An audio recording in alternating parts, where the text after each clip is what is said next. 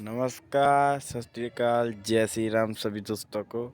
तो दोस्तों, आज की इस वीडियो में हम बात करने जा रहे हैं हमारे टॉपिक भारत की प्रमुख झीलों।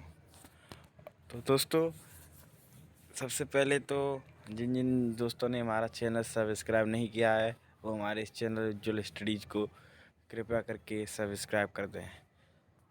तो जैसे हर पेपर में हमें कोई ना कोई क्वेश्चन झील से रिलेटिव देखने को मिलता है। जैसे ये पूछ सकता है कि आपसे कि किस राज्य में है या किस प्रकार की झील है। तो आज मैं उसी प्रॉब्लम को सॉर्ट करने की कोशिश करता हूँ और इस वीडियो को आप एंड तक ज़रूर देखें, तो आपको झील से रिलेटिव सारे डर आपके आज क्लियर हो जाएंगे। साथ में लास्ट में हम एक दो क्वेश्चन भी लगाएंगे जिससे आपके रिवीजन भी हो जाएगा। तो चलिए दोस्तों, शुरू करते हैं हमारी वीडियो को। तो दोस्तों, वीडियो के शुरू में हमारी सबसे पहले नंबर पे जो झील आती है वो है लोकटक झील। तो लोकटक झील की आपको इस्टेब्लिशमेंट में पता है कि ये कहाँ स्थित है। ये मणिपुर में स्थित है और इसके बारे में एक सबसे बड़ी चीज़ है, ये पूर्वोत्तर भारत की, मैं लिख देता हूँ यहाँ पर, ये पूर्वोत्तर भारत की सबसे बड़ी मीठे पानी की झील है। तो दोस्तों, इसको याद करने की मैंने जो अपनी खुद की ट्रिक बनाई है वो, जैसे मान लीजिए कोई मड़ी है, तो कोई मड़ी को हर कोई भी टकटकी लगा के ही देखेगा क्योंकि उसमें इतनी चमक होती है। तो यहाँ मैंने ये सबसे नीचे लिखा है जो लोकटक मड़ी। तो मैंने ये इसी से रिलेटिव इसका ट्रिक बनाने की कोशिश की है जिससे आपको याद करने में आसानी हो कि लोकटक मड़ी, यानी लोग टकटकी लगाकर मड़ी को देखते हैं। तो आप अपनी भी ट्रिक कोई बना सकते हैं, लेकिन ये ट्रिक मुझे सबसे बेस्ट लगती है, तो इससे आपको ये याद रहे। तो दोस्तों चलिए, इसके बारे में आपको ये दोनों तीनों बातें याद रखनी है कि ये मणिपुर में है, पूर्वोत्तर भारत की सबसे बड़ी झील है और वो भी मीठे पानी की, और इसकी जो ट्रिक है वो है लोकटक मड़ी। तो चलिए दोस्तों, अगली हमारी झील पर पहुंचते हैं। अगली हमारी झील है वूलर वूलर झील। वूलर झील जो हमारी कश्मीर में है। तो इसके बारे में आपको एक चीज़ याद रखनी है यहाँ पर। इसके बारे में सबसे बड़ी चीज़ आपसे पूछेगा कि भारत की सबसे बड़ी झील कौन सी है, वो भी मीठे पानी की। तो आपको ये बस ये चीज़ याद रखनी है कि वो कौन सी है, वूलर। और इसी के साथ मैंने इसकी याद करने की जो ट्रिक बनाई है वो बनाई है कस वूलर। यानी दोस्तों, जैसे वूलर वूलर हमारा वूलर को हम कूलर पढ़ेंगे याद करने की ट्रिक में। तो कूलर का मतलब आप जानते हैं, यानी कूल कोई चीज़ ताज़ी।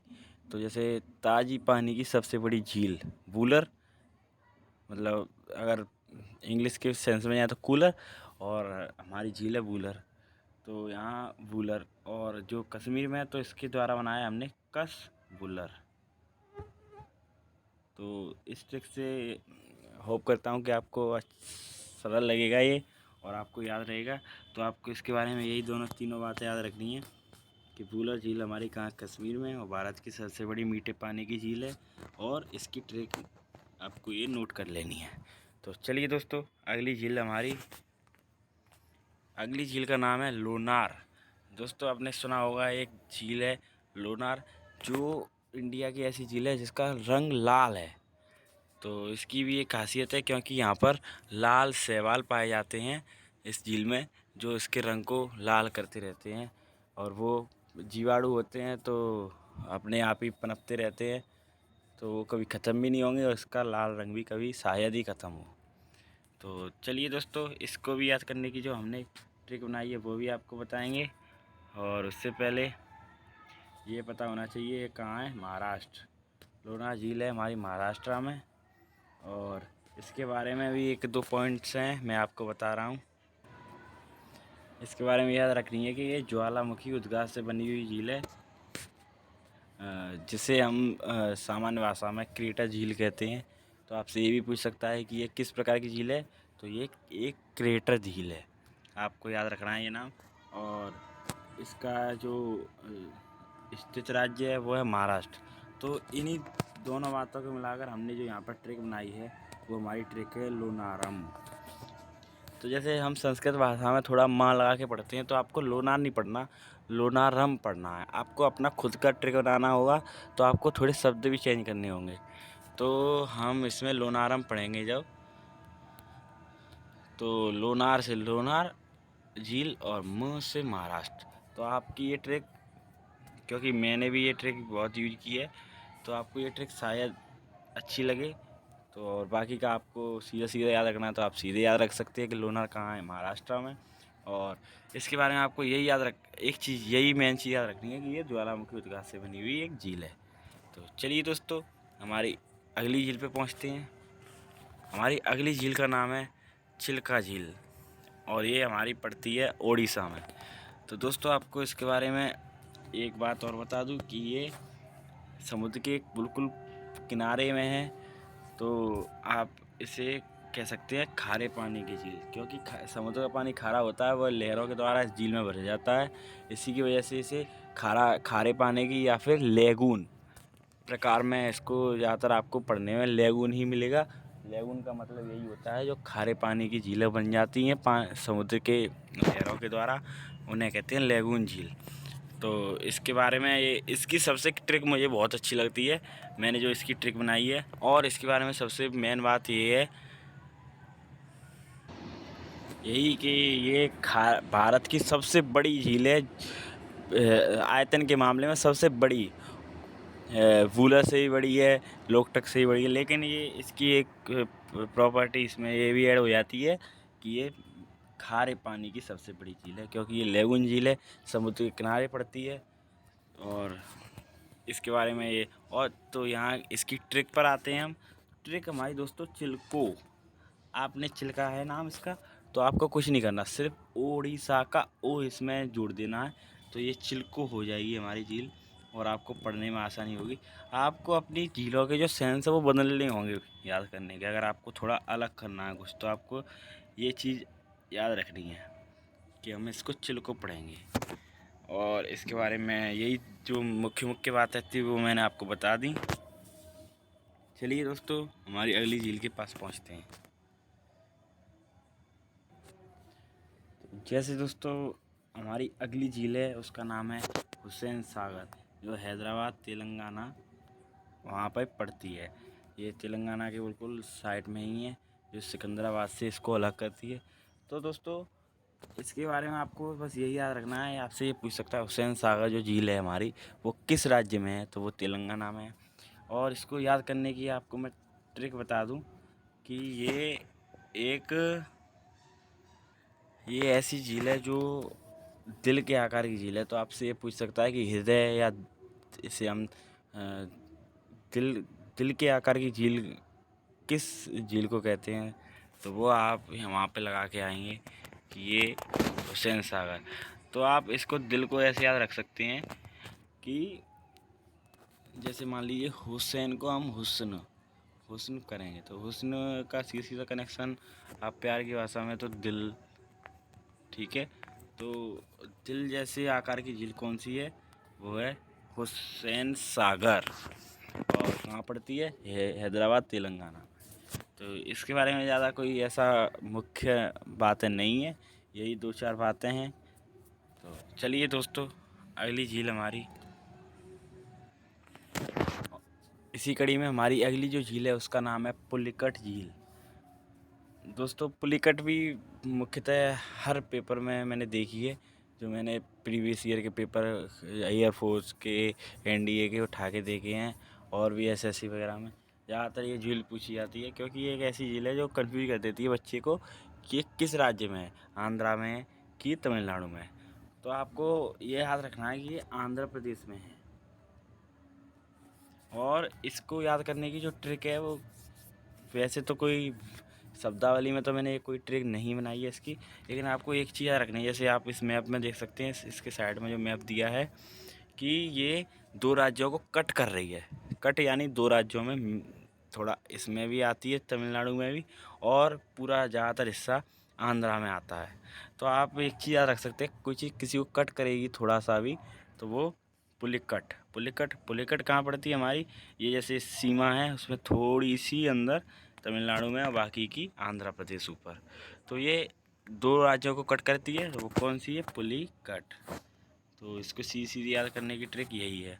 और इसके बारे में जो बातें हैं वो हैं कि ये भी एक लेगुनी झील है। आपको ये बगल में दिख रहा होगा यहाँ पर, ये बे ऑफ बंगाल है। तो इसका मतलब है इसमें जो जो भी पानी आता है वो किसी न किसी नहर या किसी के द्वारा समुद्र का ही खारा पानी आता है। तो ये भी एक लेगुन झील है और ये दूसरे नंबर की सबसे बड़ी लेगुन झील है भारत की। और इसके बारे में एक सबसे ज़बरदस्त बात है कि यहाँ पर एक द्वीप है जिसे हम कहते हैं श्री हरिकोटा। नाम तो सुना ही होगा, श्री हरिकोटा। तो दोस्तों ये यहाँ पर हमारे जो इसरो वगैरह के सेंटर्स हैं, अंतरिक्ष प्रक्षेपण यान जहाँ से उड़ते हैं, हम जो थोड़ा कोई प्रैक्टिस करते हैं इस तरह की अंतरिक्ष वगैरह की, तो वो इसी द्वीप पर किए जाते हैं। और ये यहाँ पर द्वीप है हमारा श्री हरिकोटा, पुलिकट झील के लगो आसपास। तो आपको ये चीज़, ये मुख्य चीज़ याद रखनी है कि श्री हरिकोटा भी पूछ सकता है कि श्री हरिकोटा किस झील के किनारे या किस झील में पड़ता है। और दूसरी बात आंध्र प्रदेश, तो आपको ये याद रखना है कि पुलिकट कट करती है 2 राज्यों को और मुख्यतः आंध्रा में इसका भाग पड़ता है जो बहुत ही ज़्यादा है। तमिलनाडु में तो नाम मात्र के लिए ये झील थोड़ी सी भी आती है। तो चलिए दोस्तों, हमारी पुलिकट भी हो चुकी और अगला हमारी झील है, अगली जो हमारी झील है वो है केरल की वेम्बनाड झील।